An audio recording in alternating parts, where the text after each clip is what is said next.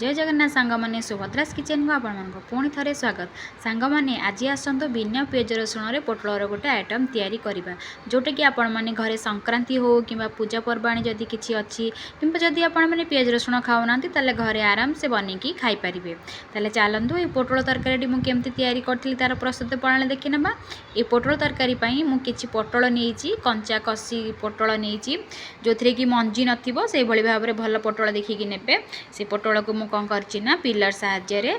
ताकू मझिरी मझिरी ये भाव में चोपा छड़े नहीं पूरा चोपा छड़ेनी आपड़ चाहिए पनिकी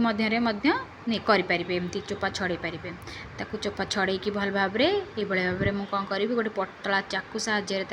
टिके टिके कट लगे नहीं ये भाव में कट लगे कौन हम ना पोटलटा भल भाव में सीझीज जेहेतु गोटा पोटल रोचे से एमती कट लगेगा निहाती दरकार तापर मुझे कौन कर भाव में पोटल को सब कट लगेला टिके लुण आउे हलदी आउे सोरिष तेल भल भाव में गोले नहीं माने मैरिनेट करके 5 मिनट साइड रखी थी ये भाव में गोले ने कौन हम ना लुण हलदी आउ तेल पोटल सबू पोटल भल भाव में लुण हलदी मिसिकी मिसीज आपण मैंने सब बेले ट्राए करेंगे जो पोटल तरकारी बनाऊँ पोटल कड़ई में पकड़ा पूर्व लुण हलदी भल भाव में गोले ने ताल देखिए पोटल तरकारी बहुत टेस्टी लगे देखते ये भाव में मुझे गोले नहीं सांग मैंने जदि आपको मोर ये रेसिपीटी पसंद आसे निश्चय लाइक करेंगे शेयर करेंगे आ मो चैनल टी निश्चय सब्सक्राइब करेंगे देखो ये भाव में मुझे गोले नहीं कौन करवा ना भाजवा देखते ये मोर कड़ई गरम करनी कड़ई मोर गरम हो जाए मु सोरिष तेल ऐड करनी तेल गरम हो गला तापर ये मुझे कौन करना पोटल को ऐड कर पोटल को ऐड करके भाजवा जेहेतु मुझे कम तेल ऐड कर माने कम तेल पोटलटा भाजवा घोड़े घोड़े माने ढंकी ढांकना देकी भाजा पड़ो ना पोटल जल्दी भाजी हेनी देखते ये भाव में मुझे कौन कर ढांकना देका भाजी पोटलटा भल भाव में न भाजिले भी कौन हम ना तरकारी टेस्ट भी ठीक लगेनि देखिए पोटल सब बेले जदि आपण मैंने भल भाव में भाजी नथिबे टिके कौन हुए ना तरकारी जो पानी पकेबे तरकारीटा जमती लगे कि पोटल गुड़ा कंचा अच्छी से भल भाव में भाजिया पड़े देखो एपटे मो मसला भी प्रस्तुत करने टमाटो आउ अदा लंका नहीं जाइए मुझे गोटे पाचिला लंकाटे नहीं कलर आसापी जेहेतु मुझे किसी लंका पाउडर यूज करनी माने काश्मीर चिली पाउडर हो कि खाली चिली पाउडर यूज करनी से गोटे पाचिला लंका नहीं तापर अदा नबा अदा भी आपण मैंने देखिकी ने माने आपणकर जी जो भली भाव में परिवा नहीं से क्वांटिटी हिसाब से अदा ने ना बेसी अदा भी जब पकईदे तरकारी आपंकर अदा अदा लगे आदि भी आप कम अदा ने तरकारी टेस्ट ठीक लगेनि से सब ट्राए करेंगे जमती कि अदार क्वांटिटीटा ठीक रहा दरकार मैं ठीक परिमाण रहा दरकार ये भाव में मुझे मसला को ग्राइंडिंग करनी जेहेतु मुझे काजू आउ मगज कि पोस्त किसी भी यूज करनी खाली मुझे आम अदा आउ टिके लंका आउ टमाटोरे मसलाटा बने नबा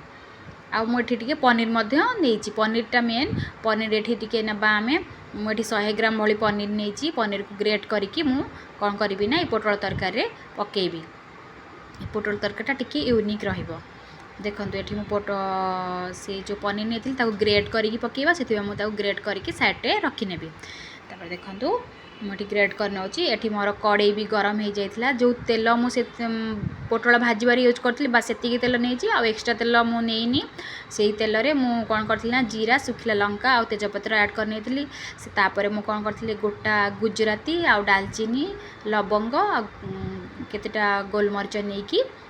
कौन करती टिके आग तेल रे पकई नहीं मसला मोर जो मसला रेडी कर रखी मु पकई नहीं मसला को भाजवा मसला को भाजवा से मुझे लुण ऐड करी तापर मु हलदी ऐड करी ये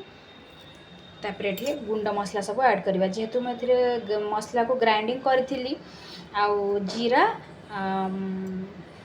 धनिया ताकू तो ग्राइंडर भल भाव में फाइन पेस्ट हेनी ना से कौन कर पाउडर मसला यूज करी मुझे हाफ टी स्पून जीरा पाउडर आउ 1 टीस्पून धनिया पाउडर यूज कर सब तरकारी बनैला बेले धनिया पाउडरटा अधिक ने जीरा पाउडर क्वांटिटी हिसाब से ताहले जे तरकार टेस्ट परफेक्ट टेस्ट आसब आपण मैंने चाहिए भी शिଳରେ ताको बाटिकी नेबे ताहार तो गोटा जीरा और धनियार जो शिल बटार टेस्टा ये पाउडर अपेक्षा अधिक देखो मोर मसला भी ये जाइला मैंने तेल छाड़ी जाइला मसला परफेक्ट हो जाइला माने कंचा तार स्मेल पड़ाई तापर मु पोटल ऐड करनी पोटल को भल भाव में गोलैकी 5-10 मिनिट ढांकणा देदेबा जमती कि पोटल भितर मसलाटा भल भाव में पशिब देखो ये भाव में मसला भाजिबे हाँ सब मन रखिए पोटल भल भाव में भाजी जेहेतु आम बेसी तेल यूज करना छाणला भाई छाणुना पोटल को आम कौन करा टी भल भाव में मसला भाजवा माने तेल रे भाजवा एपटे मु ग्रेट करके रखी माने पनीर को पकई नी आप चाहिए भी पनीर को जितेबाला पानी ऐड करेंगे पानी ऐड करेंगे पोटल ग्रेवी करने से तापर भी पकई पारे किंतु ये भाव में आग पकई ने कौन हम ना पनीरटा मसलार भी से भल भाव में मसलार माने मसला ता भितर भल भाव में पशिब ये भाव में है मुझे कौन करी ना पानी टिके ऐड करी देखो मुझे पानी ऐड कर देछि